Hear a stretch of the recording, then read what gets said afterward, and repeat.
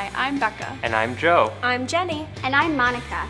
And we are here to tell you about conducting your interview. Although you might have a great list of questions to ask in your interview, there are some things that you should know about how to do the interview itself. These are the steps you're going to need to follow.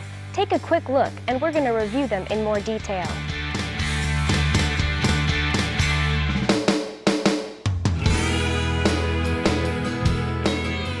The first thing you should do is to set up a controlled interview setting for recording.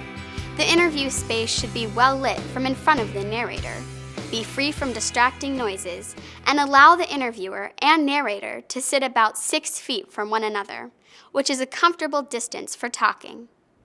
Interviews work best when it is just the two of you, the narrator and the interviewer, but it is also acceptable to have a third person operating the recording equipment. You may want to ask the narrator to repeat your questions before answering. This allows you to completely remove the interviewer's voice from the final video. However, some narrators find this too awkward. If this is the case, then just proceed without having the questions repeated. Respect the narrator. Your narrator is volunteering time for your oral history project, so be sure to go the extra mile to show respect for your narrator. Common courtesies include being on time for the interview and dressing appropriately, according to what would be socially acceptable to your narrator. An outfit that works for a school dance today might not be right for an interview with someone who grew up wearing much more conservative attire. Remember that your goal is to have the narrator do most of the talking, so resist the temptation to talk about yourself once the interview has begun. Before the interview, inform the narrator of potential uses for the material gathered in the interview. Even if you don't know exactly what you will do with the final project, make sure that the narrator knows that it might be used for public purposes before you begin recording.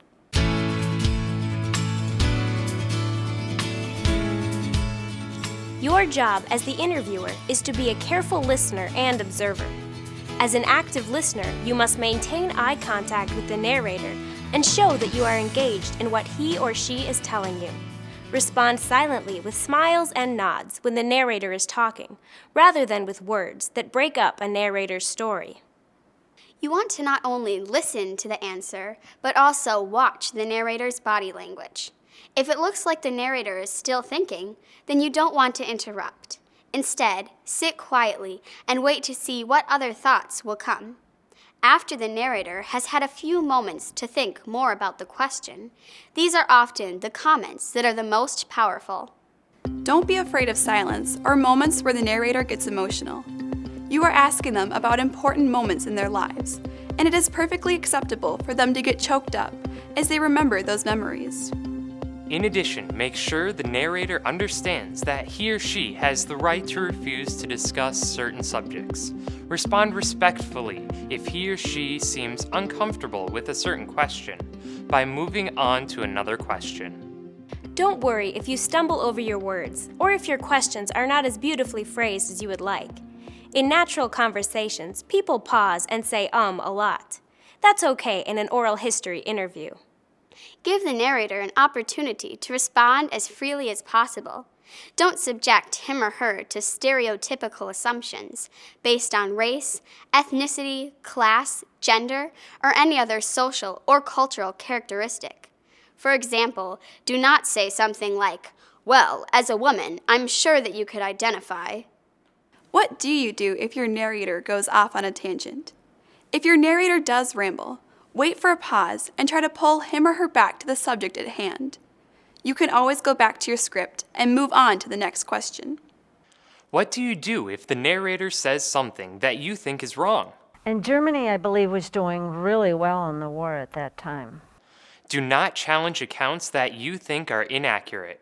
Allow the narrator to tell his or her story, and then tactfully point out where his or her account differs from that of others. Well, actually, I had read that Germany... Begin by saying, "I have heard that," or "I have read." Well, maybe you're right at that time. Follow a structured, well-researched interview format. Use the script that you have created as a guide. Here's the basic outline to follow for your interview.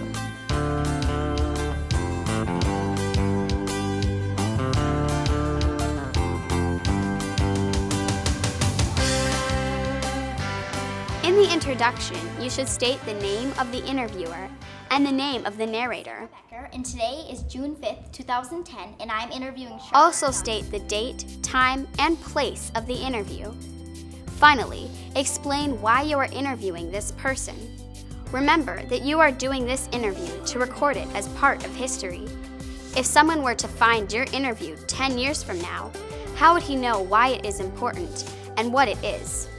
Begin with easy questions, such as those relating to the narrator's background. The purpose of this is to get the narrator talking and to gather some background information that will help set the context for the time period or topic of the interview. If necessary, you can use memory clues, like photos, to get the narrator talking. In addition, you want to set the narrator at ease for the interview, especially as you move on to the more challenging questions. It is important for you to establish a certain level of trust with your narrator. So this beginning part of the interview is very important as you establish your way of relating and interacting with one another. The middle section is where you will ask most of your interview questions, and where you ask the deeper questions to really get at the narrator's story and how it related to important events and eras in history. This is where you get into the whole purpose of the interview, why you're sitting here with this person, and what you came to learn. Follow the script that you wrote, but don't feel like you need to follow it exactly.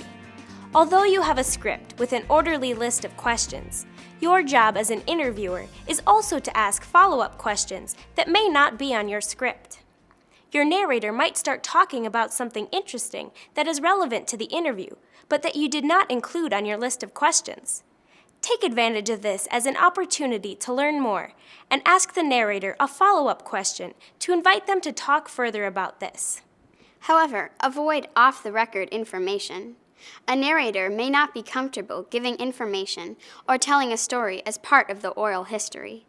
If this is the case, it is better to politely decline than to run the risk of accidentally including this in your published oral history later. End with thought questions. These thought questions ask the narrator to reflect on experiences and give their views about things that have happened in their lifetime. You will have probably covered a lot of different topics by the end of the interview, so this is a chance for the narrator to sort of summarize his or her life experiences. Keep track of time during the interview. Take breaks if you need to. End the interview in a reasonable amount of time, which is generally between 1 to 2 hours. You can always arrange for a follow-up visit if necessary. Wrap up after the interview.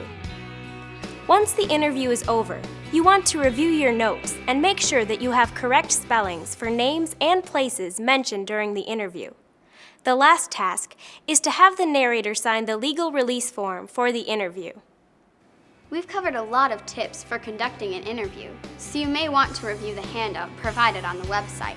It seems like a lot to worry about, but if you follow these guidelines, oral histories are a fun and interesting way to collect first-hand historical accounts. Goodbye!